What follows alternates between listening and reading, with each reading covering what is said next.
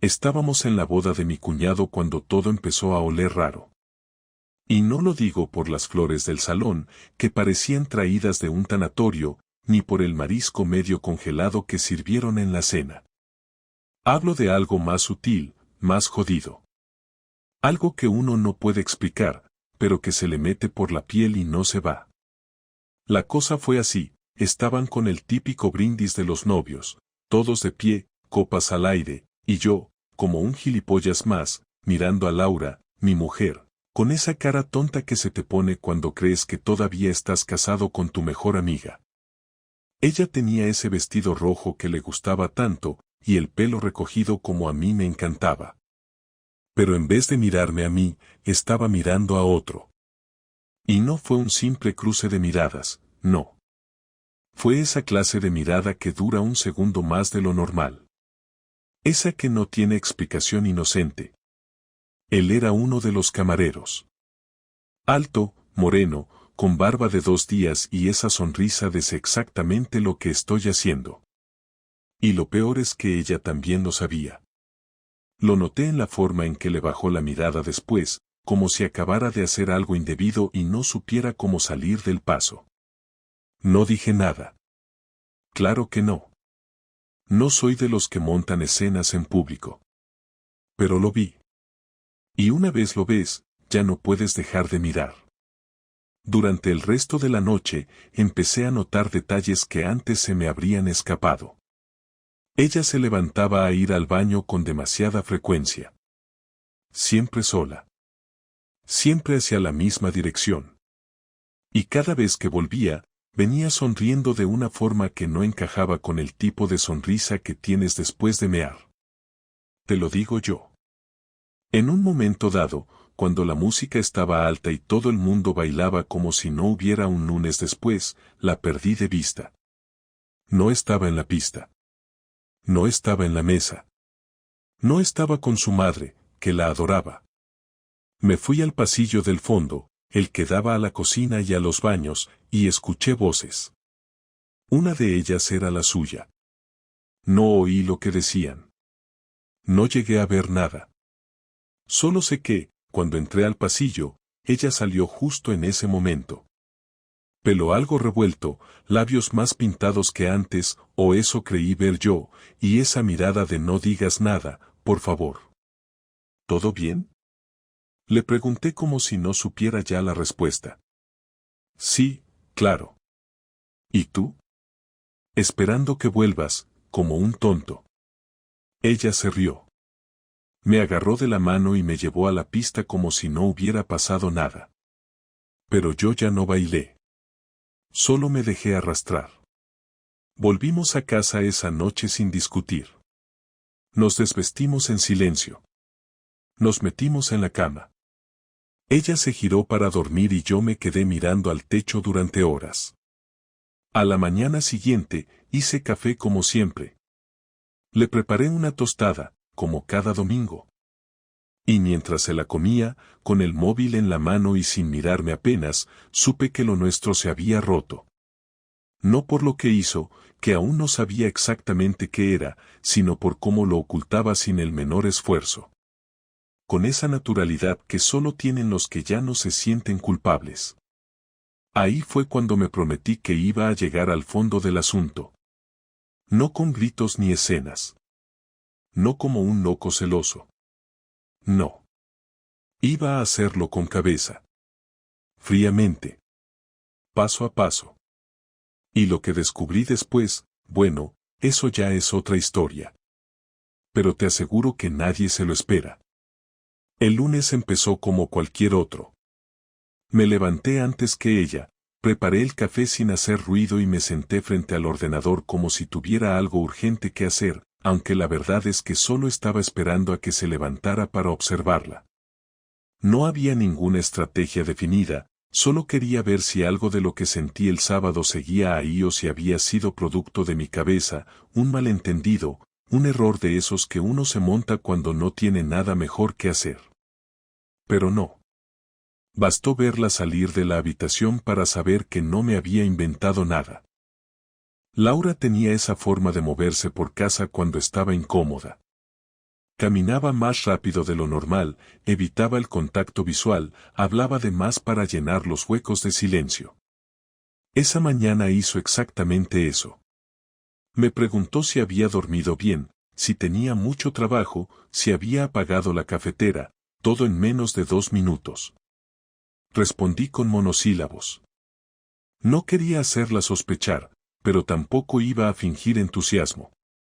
Me limité a observarla. Cuando salió de casa rumbo al instituto, me quedé solo en el salón, con la taza todavía caliente en la mano y la cabeza dando vueltas. Algo estaba pasando y lo sabía. No era que quisiera que fuera cierto, pero tampoco estaba dispuesto a quedarme con la duda. Tenía que saber la verdad. No por celos, no por orgullo, sino porque llevaba demasiados años construyendo una vida con una persona que quizás ya no estaba aquí desde hacía tiempo, aunque siguiera durmiendo a mi lado. Tomé una decisión esa mañana que jamás pensé que tomaría. Me fui hasta el bar donde trabajaba el camarero de la boda. Era un sitio normal, sin pretensiones, al lado del parque. Sabía que él trabajaba ahí porque Laura lo había comentado una vez, hablando de ese bar donde ponen buenos vermús. Hasta ese día no me pareció raro que conociera a un camarero por su nombre. Ahora todo tenía otro peso. Entré al local con paso firme, como si fuera a pedir una caña como cualquier otro cliente. Eran las 11:30, no había casi nadie, y él estaba tras la barra, limpiando vasos. Me reconoció al instante, pero se hizo el despistado. Fingió no saber quién era. Me acerqué y le pregunté directamente, sin rodeos. ¿Nos conocemos? Me miró, incómodo, y soltó una sonrisa estúpida. Creo que no, respondió. Estuviste en una boda el sábado, ¿no? En San Sebastián de los Reyes. Se quedó callado unos segundos, y luego asintió. Puede ser, sí. Yo hago muchos eventos. La mía. Yo soy Álvaro. El marido de la chica del vestido rojo. Ahí se le borró la sonrisa. No supo qué responder. Yo tampoco esperaba una confesión. Solo quería verle la cara. Y la cara me dijo todo lo que necesitaba saber. Me marché sin decir más. No lo insulté, no lo amenacé. No hacía falta. Él sabía que yo sabía. Y eso bastaba. Caminé por la calle con una mezcla de rabia y calma. Era raro. No me temblaban las manos, no me latía el corazón a 1000 por hora. Estaba tranquilo, pero con una certeza clavada en el pecho. Laura me estaba engañando, y no solo con cualquier tipo. Con un camarero. Uno al que había conocido en algún momento y con el que había conectado lo suficiente como para jugarse todo lo que teníamos. Esa noche, no dije nada. Me limité a observarla. Cuando volvió del trabajo, le pregunté cómo había ido el día. Me dijo que normal, que los chicos estaban insoportables, que tenía que corregir un montón de exámenes. Me lo dijo sin pestañear, sin ningún atisbo de culpa, como si el sábado no hubiera ocurrido. Me dio un beso en la mejilla, preparó la cena y se puso a ver una serie como si todo estuviera bien. Pero no estaba bien. Nada estaba bien. Al día siguiente decidí ir más lejos. No necesitaba verla escribiendo con nadie, ni revisar mensajes. Lo que necesitaba era saber si había algo más, si esto era algo puntual o una historia que venía de lejos. Así que llamé a su amiga Marta, esa con la que solía salir los fines de semana. Siempre se escudaba en ella cuando salía. Le dije que necesitaba su ayuda con una sorpresa para Laura, que quería organizarle algo por nuestro aniversario, que necesitaba saber si el sábado realmente habían estado juntas. Marta dudó, se notaba que no esperaba esa llamada. Pero al final habló. No estuvimos juntas el sábado, me dijo. ¿Y sabías dónde iba? No. Hace semanas que no salimos. Pensé que estabais bien. Ya. ¿Ha pasado algo? Sí. Colgué. No quería que se metiera más. Marta era buena persona, pero no quería arrastrarla a esto. Bastaba con saber que Laura estaba mintiendo. Que había mentido sin necesidad. Que no solo me estaba engañando, sino que había construido una red de mentiras que sostenía con total naturalidad. Esa noche, cuando llegó, la esperé en el salón. Estaba sentado en el sofá, con la tele apagada y la luz tenue. Ella entró, me saludó, me preguntó si cenábamos algo. Le dije que no tenía hambre. ¿Qué te pasa?, preguntó. Nada. Solo estoy pensando. ¿En qué? En nosotros. ¿Y qué pasa con nosotros? ¿Qué creo que ya no existe ese nosotros? Me miró, seria, intentando entender si hablaba en serio o si era una de esas conversaciones tontas que a veces teníamos cuando algo no iba bien. Pero no era un juego. La miré a los ojos, y ella supo que algo había cambiado. ¿Por qué dices eso?, preguntó con tono defensivo. Porque ya no sé con quién estoy casado. No empieces con tonterías, Álvaro. Estoy cansada. He tenido un día de mierda. ¿Estás con alguien? Silencio. Solo eso. Ni una negación rápida. Ni una respuesta ofendida. Solo un silencio que duró demasiado. Y en ese silencio supe todo lo que necesitaba saber. No, dijo al final, sin fuerza, como si lo dijera por obligación. ¿Seguro? Claro que sí. Entonces, ¿por qué le miraste así en la boda? ¿De qué hablas? Del camarero. Ahí bajó la vista. No dijo nada. Y en ese momento, supe que me había mentido otra vez. No hacía falta que hablara. Todo estaba dicho. No dormí esa noche. Me quedé en el sofá, con la luz del pasillo encendida, escuchando cómo ella se movía en la habitación, cómo abría y cerraba cajones, cómo suspiraba de vez en cuando. No quise entrar. No podía. Tenía la cabeza llena de imágenes que no había visto pero que ya no podía borrar. Cada vez que cerraba los ojos, la imaginaba con él. No necesitaba detalles. El silencio, la forma en que había bajado la mirada, el tono apagado con el que me mintió eran pruebas más que suficientes. Cuando amaneció, seguía despierto. Me duché, me vestí y salí a trabajar como si todo siguiera igual, pero por dentro estaba destrozado. No por la infidelidad en sí, sino por la manera en que ella seguía allí, actuando como si nada hubiera pasado.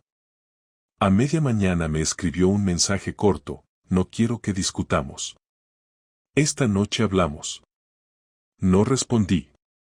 No porque quisiera hacerme el fuerte, sino porque no sabía qué decir. Pasé el día entero repasando lo que iba a decirle, imaginando su cara, sus excusas, sus justificaciones. Cuando llegué a casa, estaba todo en silencio. El salón olía a comida recién hecha, pero la cena seguía tapada en la encimera. Laura estaba sentada en la mesa, con un vaso de vino en la mano, mirándome como si esperara una sentencia.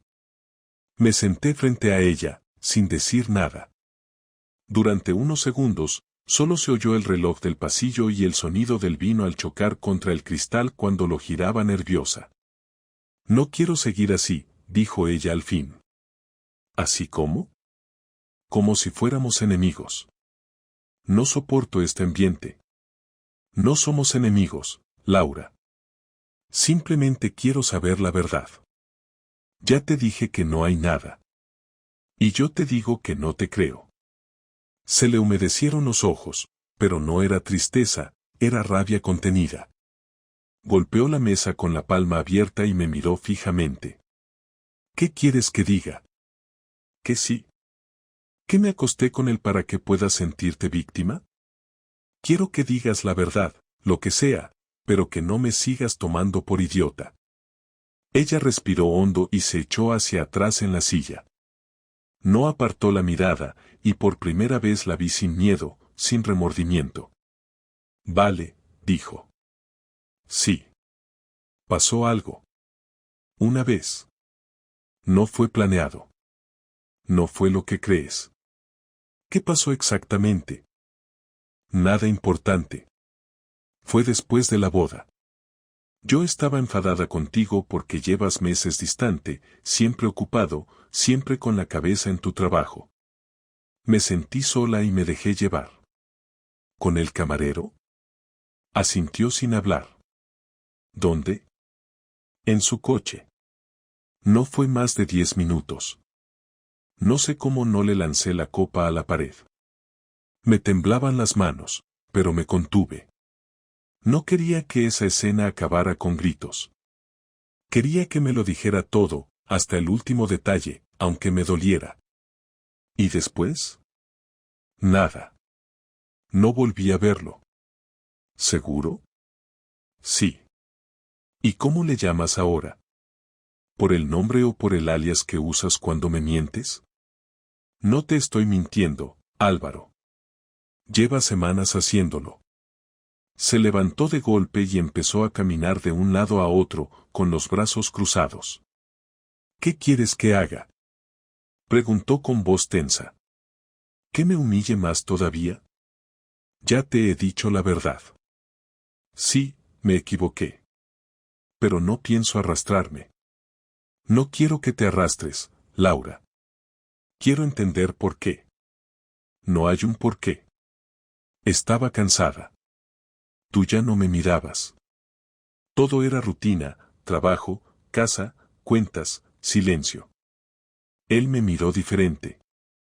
Me hizo sentir viva. Y antes de que digas nada, sí, sé que suena horrible, pero es lo que hay. No supe qué responder. Me quedé callado, mirándola, mientras hablaba con una calma que me resultaba insoportable. Esa serenidad con la que confesaba algo tan grave me rompía por dentro. Ella no lloraba, no se disculpaba, no parecía arrepentida. Solo estaba cansada, como si se quitara un peso de encima. ¿Y ahora qué? Le pregunté finalmente. No lo sé. Supongo que lo que tú quieras hacer. Lo que yo quiera hacer. Sí. Si quieres que me vaya, me voy. Si quieres que sigamos intentándolo, lo intentamos. No tengo fuerzas para pelear más. ¿Y tú quieres seguir conmigo? Se quedó pensativa unos segundos. No lo sé. No quiero seguir mintiéndote, pero tampoco sé si quiero seguir aquí. Ahí lo tuve claro. Ya no había nada que salvar. Entonces no lo intentes. Ella bajó la mirada y se sentó otra vez. No te imaginas lo sola que me sentí los últimos meses, Álvaro.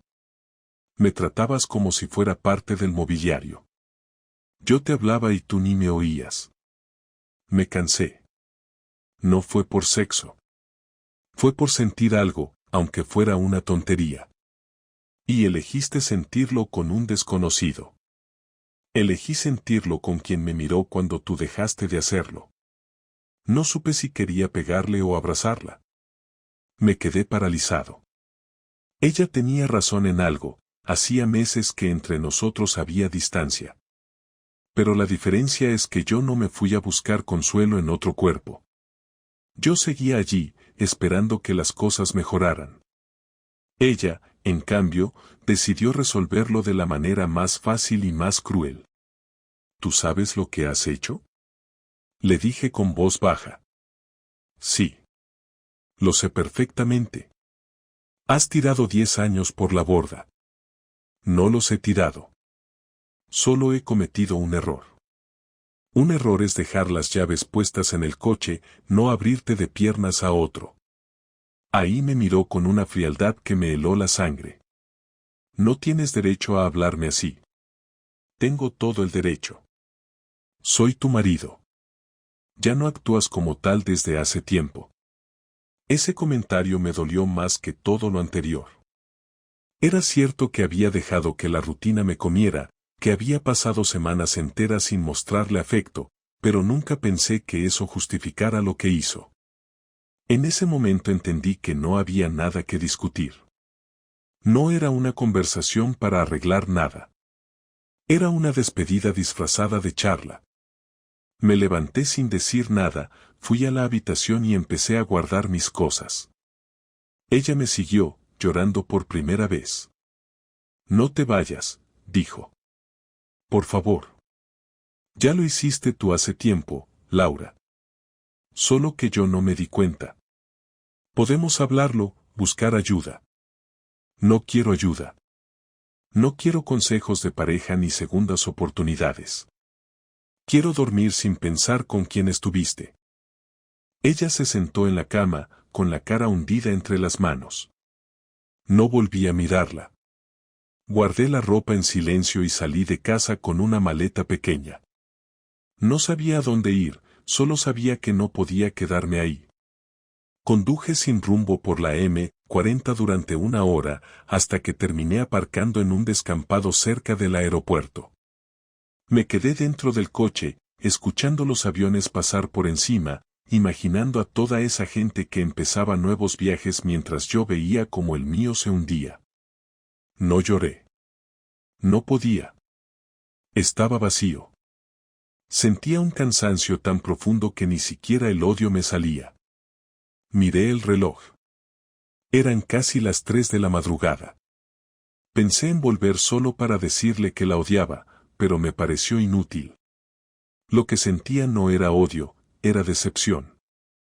Encendí el coche y volví al centro. Aparqué frente a casa sin saber por qué. Las luces estaban apagadas. Supuse que dormía. Me quedé mirando la ventana de nuestra habitación durante un buen rato, recordando cómo, hace años, ella se asomaba para despedirme cuando salía a trabajar. En ese momento me di cuenta de que esa mujer ya no existía, y probablemente yo tampoco era el mismo hombre. Entré solo para coger mis documentos y un par de cosas más. No encendí ninguna luz. Me moví despacio, en silencio. Cuando pasé por el pasillo, vi que ella dormía en el sofá, con una manta encima y el rostro hinchado por el llanto. Por un momento pensé en despertarla, en decirle que todavía podríamos arreglarlo si me decía la verdad completa, si me pedía perdón de verdad, pero no lo hice. Cerré la puerta detrás de mí y bajé las escaleras sin mirar atrás. Esa fue la última noche que dormí bajo el mismo techo que ella. Pasé los primeros 3 días en casa de mi hermano Diego, que vive en Coslada con su mujer y sus 2 hijos. No le conté todo al principio, solo que Laura y yo habíamos tenido una discusión fuerte y que necesitaba unos días para pensar. Él no insistió. Me dejó el cuarto pequeño donde guarda las bicicletas y una cama plegable que crujía cada vez que me movía. Dormía mal, comía sin hambre y me pasaba el día mirando el móvil sin saber si quería o no recibir un mensaje suyo. Durante esas noches, entre el ruido de la tele de mis sobrinos y el olor a detergente que subía desde la cocina, empecé a pensar que no podía quedarme quieto. Laura me había mentido en la cara, me había hecho sentir un idiota y seguía viviendo tranquila en la casa que yo pagaba. Esa sensación de injusticia me quemaba más que la traición misma. El viernes siguiente, después de otra noche sin dormir, decidí que si ella no iba a perder nada, yo me encargaría de que lo hiciera. No era venganza inmediata, sino una necesidad de equilibrar las cosas. Ella se había permitido romper las reglas del juego y yo iba a responder sin golpes, sin gritos, sin hacer nada que pudiera hacerme parecer el loco de la historia. Iba a hacerlo con calma, con orden y con la misma frialdad con la que ella me mintió. Lo primero que hice fue pasarme por la gestoría donde tenemos las cuentas conjuntas. Conozco a Elena, la chica que lleva nuestros papeles, desde hace años. Le pedí una copia de todo lo que estaba a nombre de los dos y otra de lo que estaba solo a mi nombre. Me miró con esa cara de curiosidad que ponen los que huelen un problema, pero no preguntó. Cuando tuve las copias, fui a mi banco y cerré el acceso online que compartíamos.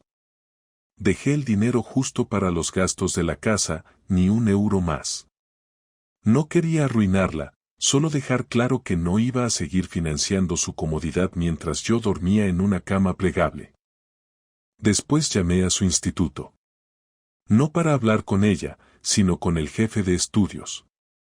Le dije que era su marido y que necesitaba una copia de la nómina para un trámite bancario urgente. Me la enviaron por correo electrónico sin problema.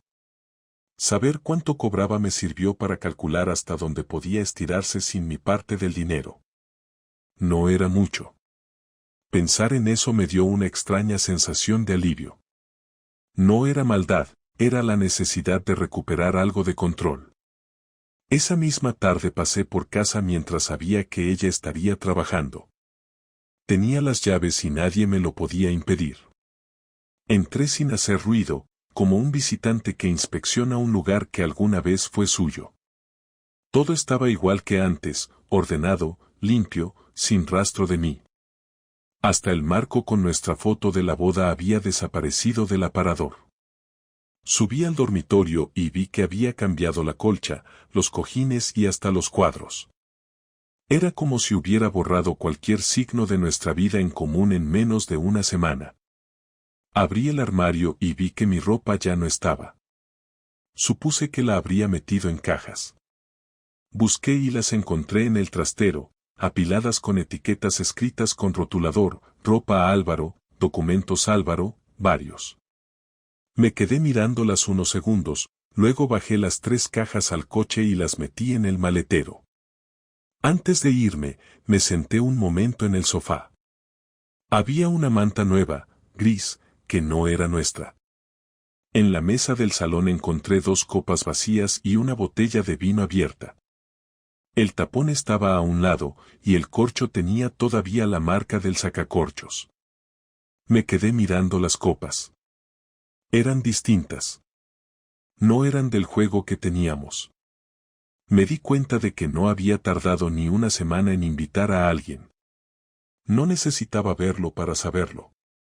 Me levanté y respiré hondo. No era tristeza lo que sentía, era una especie de asco tranquilo. Me fui sin tocar nada más. De camino a casa de Diego, paré en una papelería e imprimí copias de las facturas del banco, de la nómina de Laura y de algunos recibos donde figuraba su nombre junto al mío. Esa noche no cené con mi familia. Les dije que tenía sueño, pero en realidad me quedé en el coche, escribiendo una carta a mano. No era una carta de despedida ni de disculpa. Era una carta dirigida a ella, con las cuentas claras, la casa se vendería, los muebles se dividirían y el coche se quedaría conmigo porque estaba a mi nombre. Le dejé por escrito que no pensaba discutir ni una palabra más, que lo resolvería todo por vía legal si hacía falta. Al día siguiente llamé a un abogado recomendado por un compañero del trabajo. Lo conocí en su despacho de la Gran Vía, un hombre de unos 50 años con gafas redondas y una paciencia de santo. Le conté todo sin adornos. Me escuchó en silencio, tomando notas. Cuando terminé, me preguntó si tenía pruebas de la infidelidad. Le dije que no había fotos ni mensajes, pero que tenía testigos indirectos, como Marta, y que la propia Laura lo había reconocido. Me explicó que eso era suficiente para iniciar un procedimiento de separación por causa imputable, aunque no cambiara mucho el resultado final. Lo importante, me dijo, era dejar constancia escrita de su admisión. Esa noche, antes de dormir, recibí un mensaje de ella: necesito hablar contigo. No así. En persona. No respondí. A las 2 horas llegó otro: no quiero que todo termine de esta forma. Te juro que no fue importante. Seguí sin responder.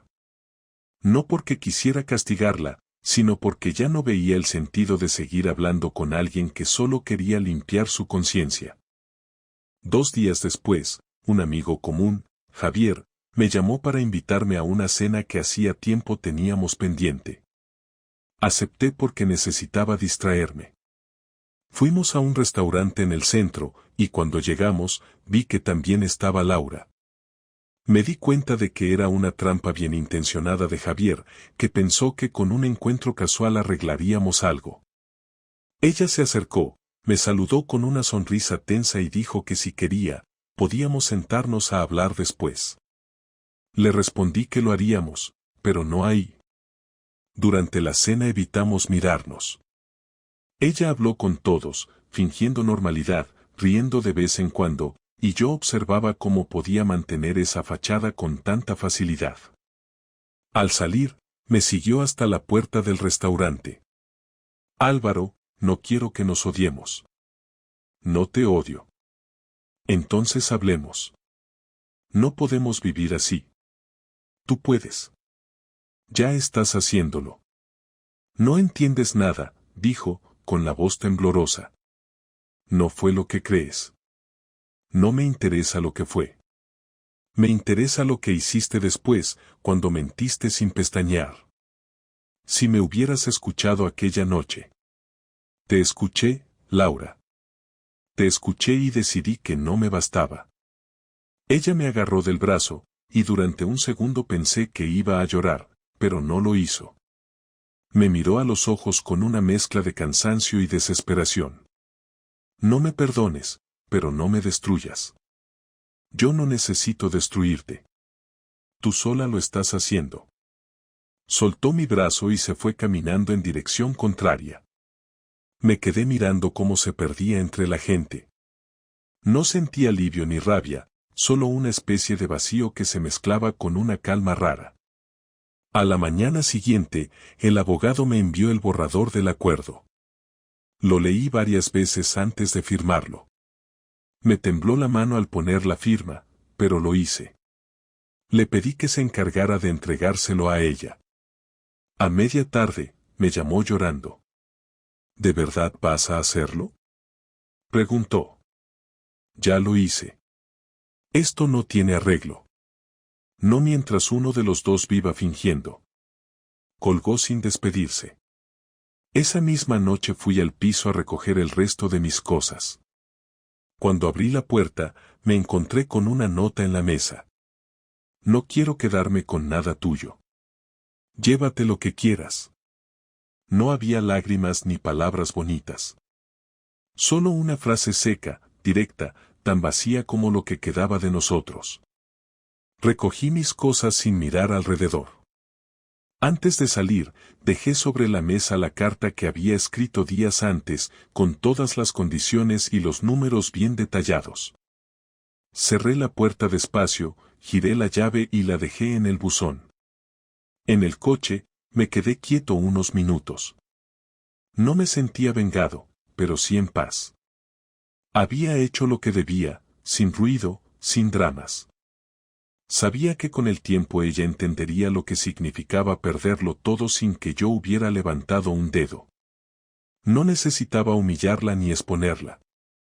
Solo necesitaba desaparecer de su mundo con la misma frialdad con la que me había mentido. Esa fue mi forma de vengarme, dejar que el silencio pesara más que cualquier palabra. Habían pasado 5 días desde la última vez que escuché su voz. No volvió a escribir.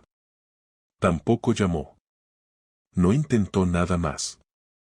Por un lado, me parecía coherente, era lo mínimo que podía hacer después de todo lo que había pasado, pero al mismo tiempo me costaba creer que de verdad hubiera aceptado el final así, sin siquiera una última pelea, sin pedir otra oportunidad, sin insistir. Me levantaba cada mañana con la misma rutina de siempre, pero con la sensación de que todo era temporal, como si viviera en una casa prestada, en una vida que todavía no me pertenecía del todo.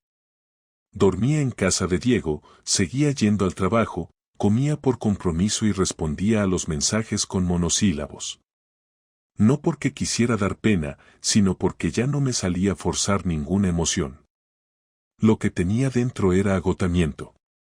Mental, físico y emocional. Esa mañana de miércoles me llegó un correo del abogado con un documento adjunto. Era una solicitud formal de Laura, pidiendo una reunión presencial antes de firmar nada. No había detalles, Solo una fecha, una hora y un lugar, un despacho de mediación familiar en Chamberí. Lo primero que pensé fue que no tenía sentido. Ya estaba todo dicho, todo claro, todo decidido. Pero después de pensarlo durante un par de horas, accedí. No porque creyera que cambiaría nada, sino porque necesitaba cerrar el capítulo mirándola a los ojos una última vez. El viernes siguiente fui al despacho. Llegué 15 minutos antes. Estaba lloviendo y el cielo tenía ese tono gris sucio que parece quedarse pegado a los edificios. Subí las escaleras, me recibió una mujer con voz amable, me ofreció café y me pidió que esperara. 10 minutos después llegó Laura. Llevaba un abrigo negro y el pelo suelto. No traía maquillaje y tenía la cara tensa, pero no triste. Se sentó frente a mí sin saludar. La mediadora nos explicó que no estaba allí para tomar partido ni dar opiniones, solo para facilitar la conversación. Laura fue la primera en hablar. No quiero discutir más. No quiero pelear por dinero ni por muebles. Solo quiero saber si esto es definitivo. Sí, lo es, respondí sin rodeos. Lo sé. Solo quería escucharlo de ti. Hubo un silencio incómodo. La mediadora nos miró a los dos pero no dijo nada. Esperaba que alguno continuara. Me equivoqué, dijo ella al fin. No solo con lo que hice, sino con cómo lo manejé después. Creí que podía minimizarlo, que si no le daba importancia, pasaría rápido. No supe medir lo que estaba rompiendo. Lo supiste. Solo no te importó.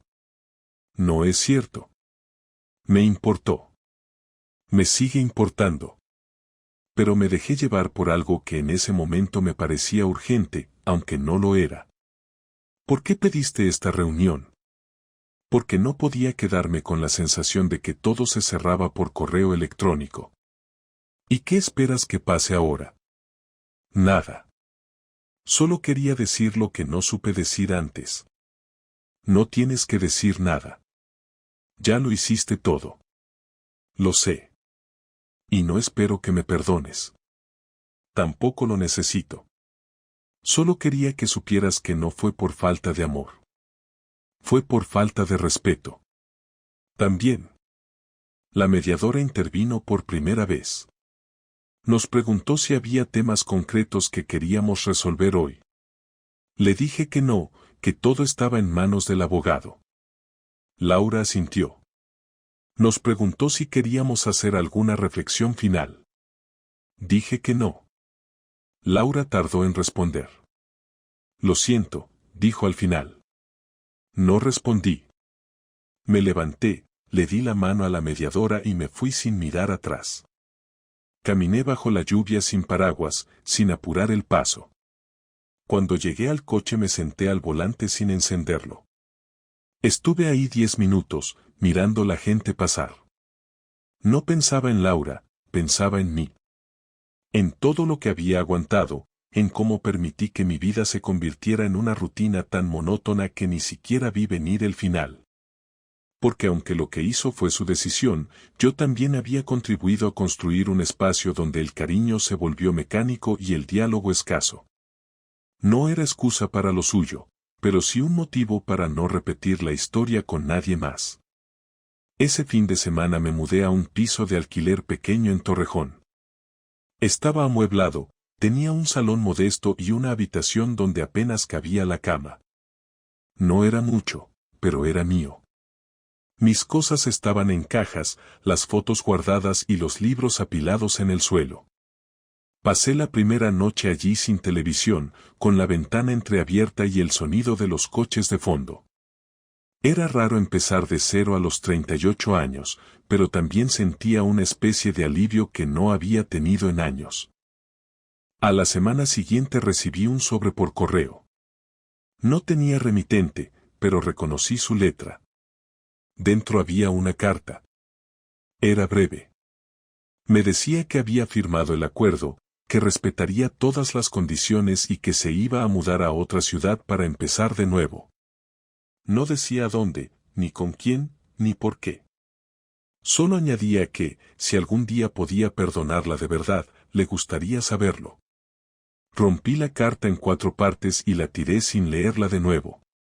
No por rencor, sino porque ya no necesitaba seguir cargando con eso. En el trabajo me preguntaban de vez en cuando por ella.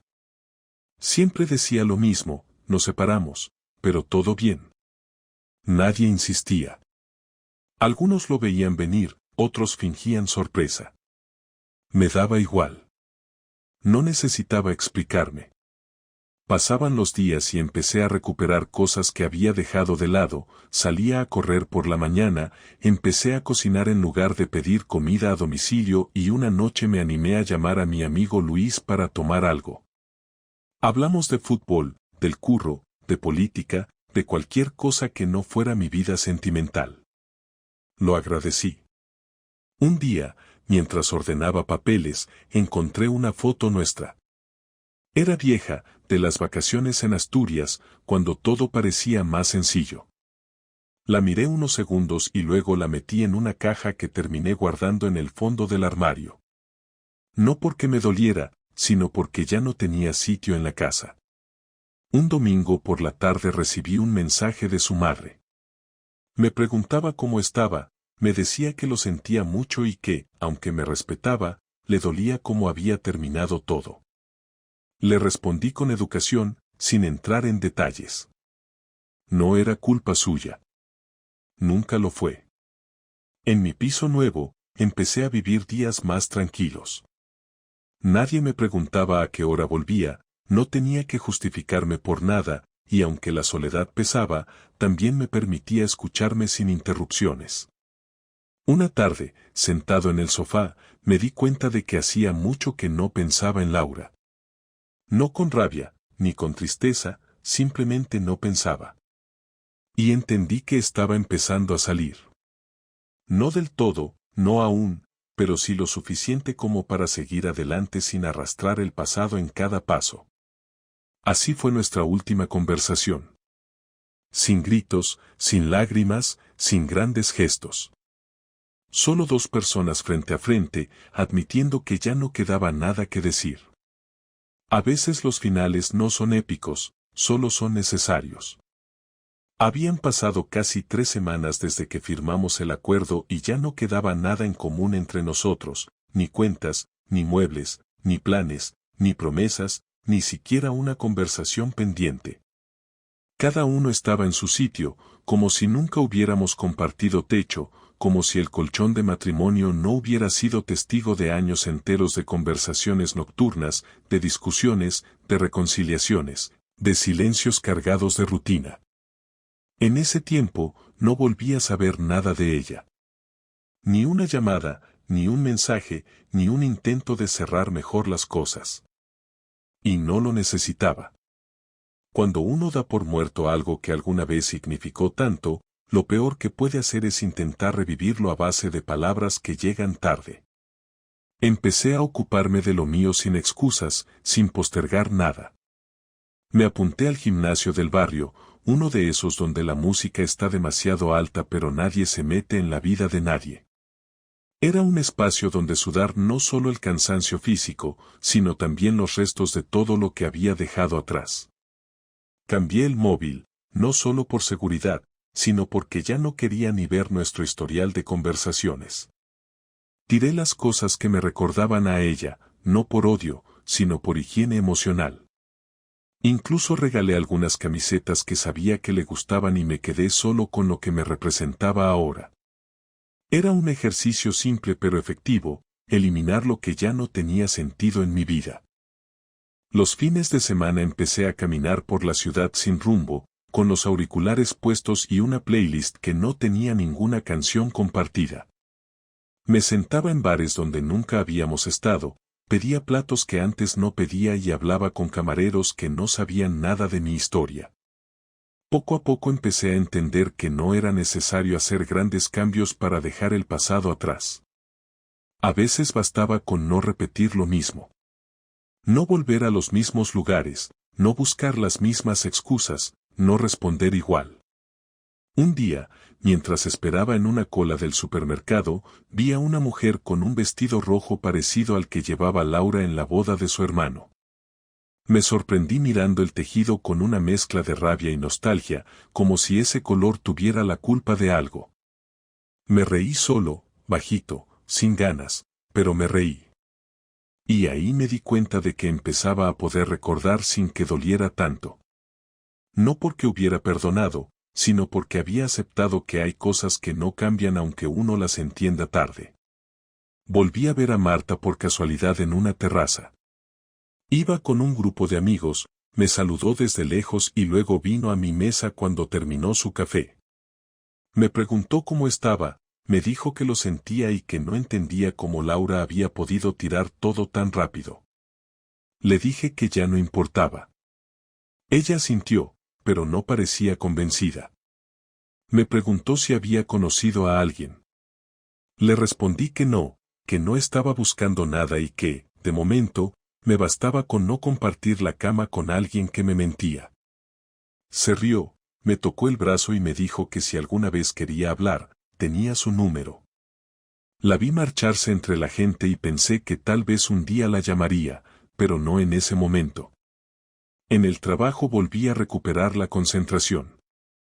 Ya no revisaba el móvil cada 5 minutos, ya no salía a fumar aunque no tuviera ganas, ya no ponía excusas para no quedarme a alguna comida de grupo. Empecé a disfrutar del silencio, no como ausencia de ruido, sino como espacio propio.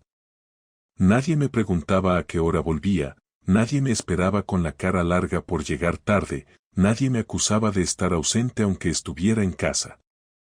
Y aunque esa libertad al principio pesaba, luego se convirtió en una forma de respirar mejor.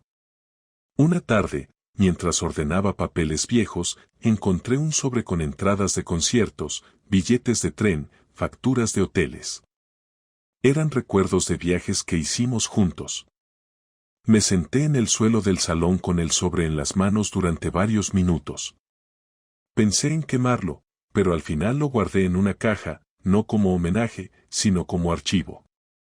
No quería olvidar lo vivido, pero tampoco quería revivirlo cada vez que abría un cajón. Poco después de todo esto, me encontré con el camarero. Fue en la calle Fuencarral, entrando a una tienda. Iba con otra mujer, distinta, más joven.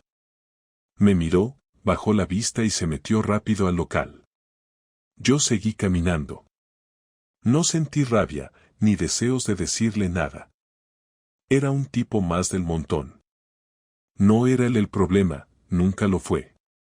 Solo fue la excusa que ella usó para hacer lo que ya tenía decidido desde antes. Y entender eso me hizo soltar mucho peso. No se trataba de quién, se trataba del cómo.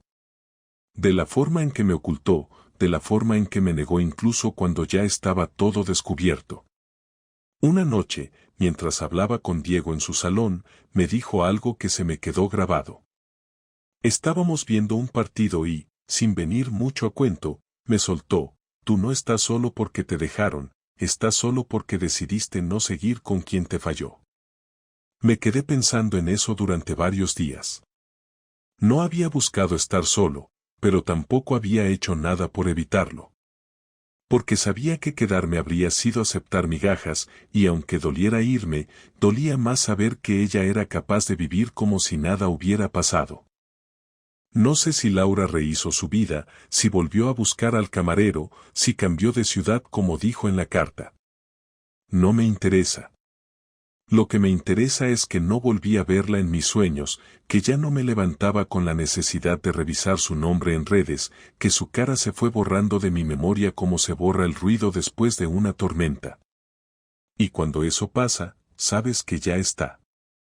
Que por fin estás fuera. Hoy vivo en un piso pequeño, con menos cosas, pero más espacio para mí. Salgo los viernes, a veces con amigos, a veces solo. He vuelto a reírme en serio. No como forma de disimular, sino de verdad. Me descubro cada tanto viendo a una mujer por la calle y pensando que tal vez podría invitarla a tomar algo, aunque todavía no lo haga. Y eso también está bien. No tengo prisa. No busco reemplazos. busco paz. De todo esto, lo que más aprendí es que el amor no muere de un día para otro. Lo mata el descuido, la falta de honestidad, el silencio. Y cuando alguien te engaña, no solo rompe un pacto sexual o emocional, también te roba una parte de la confianza que tenías en ti mismo. Pero eso también se recupera. Con tiempo, con distancia, con decisiones firmes. Hoy no me arrepiento de haberme ido. Me arrepiento de no haberme dado cuenta antes de que ya me había perdido dentro de una relación que hacía tiempo dejó de cuidarme. No sé qué pasará mañana. No tengo planes a largo plazo. Solo sé que ahora camino con la cabeza más tranquila, que no le debo nada a nadie y que, por primera vez en mucho tiempo, todo lo que tengo es mío, no porque alguien me lo haya dado, sino porque decidí recuperarlo. Y eso, al menos para mí, ya es suficiente.